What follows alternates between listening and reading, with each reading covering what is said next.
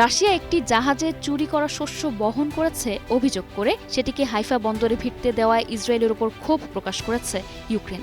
ইসরায়েলে নিযুক্ত ইউক্রেনের রাষ্ট্রদূত এই অভিযোগ করে বলেন, ইসরায়েল যেমন চাইবে না ইউক্রেন ইরান থেকে কিছু কিনুক, তেমনি ইউক্রেনও আশা করে ইসরায়েল রাশিয়া সংক্রান্ত বিষয়ে একই ধরনের অবস্থান গ্রহণ করুক।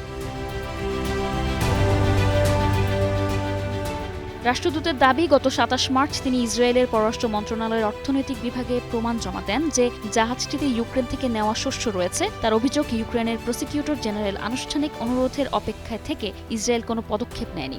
ইউক্রেনের আদালতের নির্দেশনা ও আনুষ্ঠানিক অনুরোধপত্র গতকাল কিয়েভে নিযুক্ত ইসরায়েলের রাষ্ট্রদূত মাইকেল ব্রডস্কির কাছে পৌঁছায়, পরে তা পররাষ্ট্র মন্ত্রণালয়ে পাঠানো হয়। এদিকে জানা যায়, ইসরায়েলের পররাষ্ট্র মন্ত্রণালয়, বিচার মন্ত্রণালয় এবং কাস্টমস সবাই বিষয়টি জানত। তার ভাষায়, অন্তত তারা জাহাজটির প্রবেশ কিছু সময়ের জন্য বিলম্ব করতে পারত, কিন্তু তা করা হয়নি। তিনি আরও বলেন, এটি আন্তর্জাতিক আইন এবং দুই দেশের মধ্যে বিদ্যমান চুক্তির স্পষ্ট লঙ্ঘন।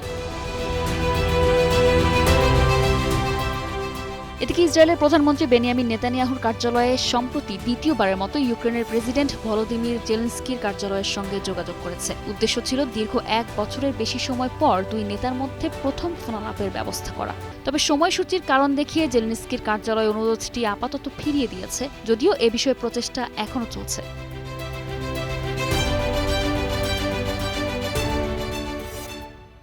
নিশা আলম, নিউজ ডেস্ক, ২১ টেলিভিশন।